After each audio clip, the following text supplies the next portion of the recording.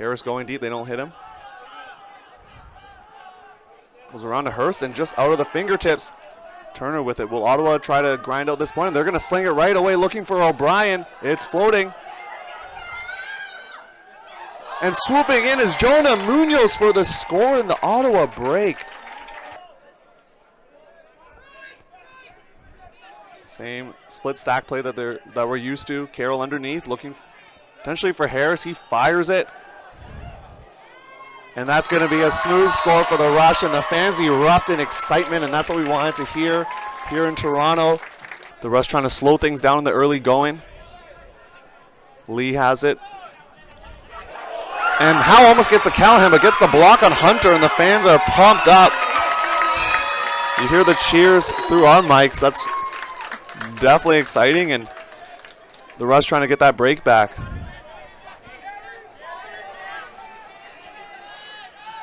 Lamb fits it into Mike McKenzie for the score.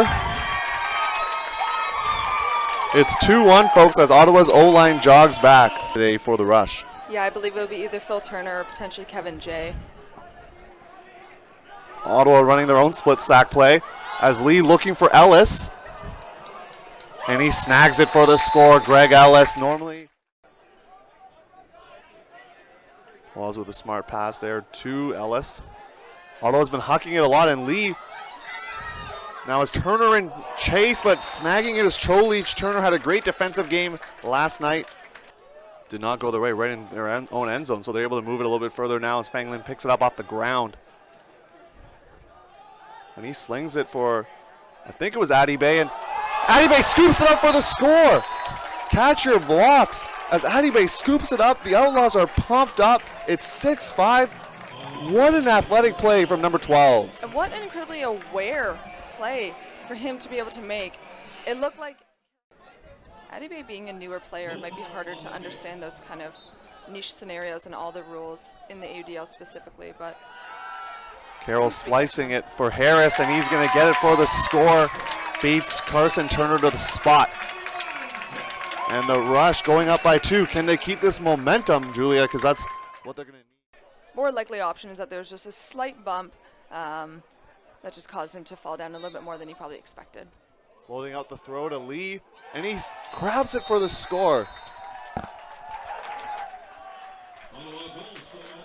What a great floating pass. 2 viable options in the area. You'd love to see 2 people instead of none. Braden Robinson out there, number 25. He's played in the Toronto system before, and I see his pops in the audience, so great to see the support. Some Ottawa jerseys out there. Hurst breaking the mark, looking for McKnight in the cutting space, and he's going to grab it for the score. So missing a couple of your big, heavy gunners, as they say. And Hurst is free deep, and he's going to go try to milk it, and he's going to score, but maybe he shouldn't have put his hands out too early there, because that almost wasn't a goal.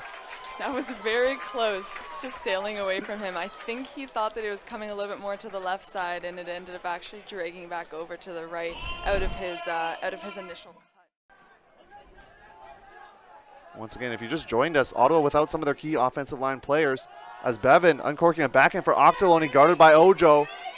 And Andy O, as he's known it in the Ultimate community, coming down with the score.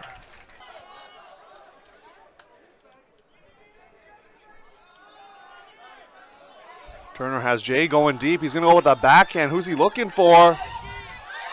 And Mike McKenzie with the fake out catches the score on Polas, and the Rush go up 14-11. If you're Ottawa, you need to value. You can't go down 4 points here in the third quarter. Lots of time left, but it's that momentum we're talking about. Yeah, momentum and the ebbs and flows of this game are key. Hunter looking for Hill, jumping the end zone. And his supporters are happy. Adibay almost gets that one. Continue it around to Edwards. Edwards floating it to Komire, skying just outside the end zone. But then potentially a conservation of greatness there after the sky. Komire is a younger player, only 22 years of age. They're looking for Adibay again. He puts on the Jets and absolutely comes down with it, looking for options. Flipping into Robinson for the score, and that's letting the wind out of the sails for the Rush. That is tough. You're so close to the other end zone, And not always about the stat sheet, as we mentioned, because Addy Bay not just tallying the stat sheet, but also just making his presence felt physically on defense. They're going to hang up a throw for Komire, and he's going to score out of the handler space. His family in attendance, and they are excited. 2:52 left in the third. The Rush winning university championships as well, as Hurst bursting deep out of the handler space. They're not going to hit him. Find Cam Harris underneath. And he's going to look for Hurst again. Quinn there as well. Hurst slides for the grab. He's had a great game, not just in the handling space, but going deep. When you have an offensive line that includes players like Cam Harris. Bouncing disc, Ellis with it. He's going to throw it deep. Can the Ottawa players get there?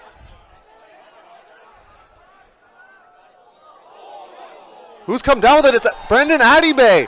Brendan Addy Bay again comes down with it. Bevan high release finds Ellis, guarded by Turner, so they're going to put Turner in the handler space. He's going to find Ochterlony putting on the Jets. That's a floaty throw. Jay in coverage, but can't get there. Split stack out here for Ottawa. We say 7:33 left, but time is slowly ticking away. Blading to the left side of the end zone. Turner's there, and he's going to put on the Jets for the score. Ottawa's doing that there.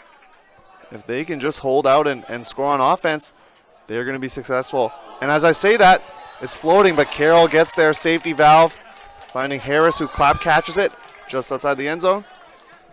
5 yards away. Carroll going up line. He grabs it for the score on Addy Bay. The Rush restore their 2-goal lead. Less than 6 minutes left here in this fourth quarter. Nifty throw. It's going to keep floating for Ochterlony. And Phil Turner with another block as Tugid goes down with an injury. That was a very tight throw. With a 2-point lead and 5:44 left, this is a really pivotal point for them. Scuba out for Mike McKenzie. If they can get a 3-goal lead with this much time left, or this little time left, I should say, it could be the nail in the coffin. Looking for LaFrance. He's going to rock in for the score, 22-19. Ottawa doesn't need to score particularly quickly. They just got to be efficient with an Ellis. Looking for Hunter. Mike McKenzie with the flying block.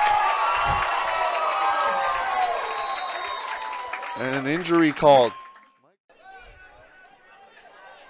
Addy Bay tried to get the block, but that might signal the end for the Outlaws here as the Rush just willing to just move it back and forth. 5 seconds left. Komire can just hold the disc. And the Toronto Rush at home, first home game with fans, take home the victory. 23-21, the fans leave home happy. The players are excited. Disc goes out into the crowd. Edwards chucking it. And there it is. What a pivotal game, and the importance we can't stress enough for the Toronto Rush to come home with that win today.